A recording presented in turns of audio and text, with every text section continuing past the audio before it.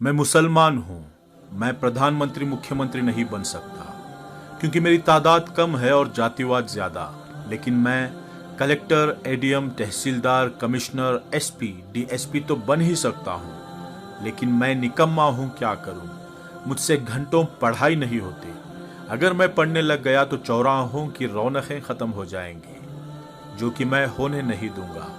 मैं पढ़ गया तो गुटखा, ताश पत्तियां छूट जाएंगी, जो कि मैं छोड़ना नहीं चाहता। मैं पढ़ गया तो मोहल्ले की रौनक कम हो जाएगी। दिन भर आवारागर्दी इन्हीं मोहल्ले में ही तो करता हूं मैं।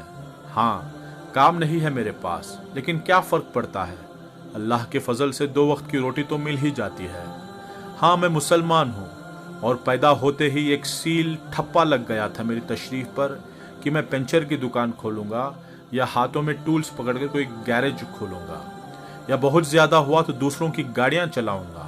हाँ, मैं मुसलमान हूँ। अपने भाइयों की टांग खींचना मेरा सबसे बड़ा काम है। आखिर मैं क्यों नहीं पढ़ा या मैं क्यों नहीं पढ़ पाया? ये सवाल हो सकता है, लेकिन मैं अनपढ़ हूँ, इसमें शक नहीं। हाँ, मैं मुसलमान हूँ और हिंदुस्तान में 30 करोड़ हूँ, लेकिन मैं ज्यादातर अनपढ़, गरीब, गंदी बस्तियों में ही हूँ। इसका दोष मैं दूसरों पर थोपता हूँ। मैं चाहता हूँ कि मेरे घर आंगन की झाड़ू लगाने भी सरकार आए। मैं मुसलमान हूँ। मैं 15 फीट की रोड को 8 फीट की करने में भी माहिर हूँ। फिर उस 8 फीट की रोड पर रिक्शा खड़ी करना भी मेरा अधिकार है। हाँ, मैं मुसलमान हूँ जिसका धर्म, पाकी, आदा, ईमान, तालीम अहम बुनियाद है, मानने वाला है, लेकिन मैं इस पर कभी अमल नहीं करता।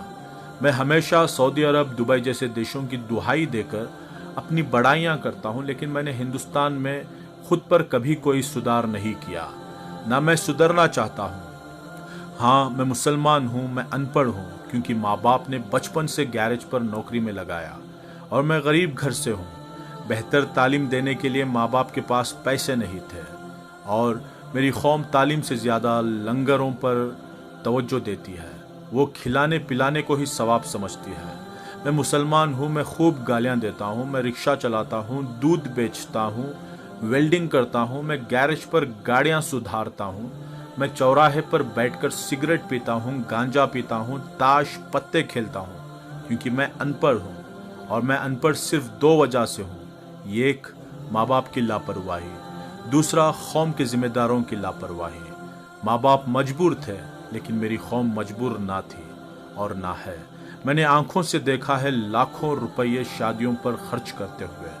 मैंने आंखों से देखा है लाखों रुपये खवालियों पर उड़ाते हुए। मैंने आंखों से देखा है बेइंतहा फिजूल खर्च करते हुए। काश मेरे माँ बाप या मेरी कौम मेरी तालीम की फिक्रमंद होती, तो आज मैं प्रधानमंत्री या मुख्यमंत्री ना सही, लेकिन मैं आज कलेक्टर, एडीएम, कमिश्नर जैसे बड़े पदों पर होता। बिना वोट पाए भी लाल बत्ती में होता, या कम से कम मैं डॉक्टर, इंजीनियर, आर्किटेक्चर या जर्नलिस्ट या एक अच्छा बिजनेसमैन तो होता ही। लेकिन बचपन से मन में एक वहम घर कर गया कि मियाँ तुम मुसलमान हो और मुसलमान को यहाँ नौकरी आसानी से नहीं मिलती। लेकिन मैं ये तो भूल ही गया कि मेरे नबी सल्लल्लाहु अलैहि वसल्लम ने तमाम जिंदगी तिजारत ही की और तालीम पर अहम जोर दिया। फिर मैं उनका उम्मती होकर नौकरी ना मिलने की बात सोचकर तालीमात क्यों हासिल नहीं करता? नोट दोस्तों, ये तहरीर सिर्फ इस्लाही पोस्ट के लिए लिखी गई है। रिक्शा चलाकर पेट पालना या वेल्डिंग करना, दूध बेचना, गैरेज के टूल्स पकड़ना या मजदूरी करना कोई गलत काम नहीं है, लेकिन हम इसके लिए पैदा हुए हैं। ये सोचकर तालीम हासिल ना करना गलत है। खूब पढ़ाई करो कि हर पद पर सिर्फ तुम दिखो, तुम्हें इज्जत से देखें, तुम पढ़े लिखे तबके में गिने जाओ। अंधविश्वास से दूर एक नई जिंदगी जीकर मुल्क और कौम की खिदमत करें, और जहां प्रोपोगंडा नामक चीज ही ना हो, आने वाली नस्लों को पढ़ा लिखा कर हम अब तक के अपने इतिहास को बदल दें।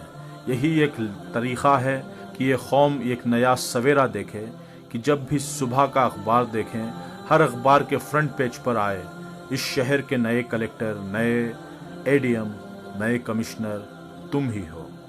जज़ाकल्लाहु खैरा, और माफ़ी चाहता हूँ अगर मेरी किसी बात से किसी भाई का दिल दुखा हो तो।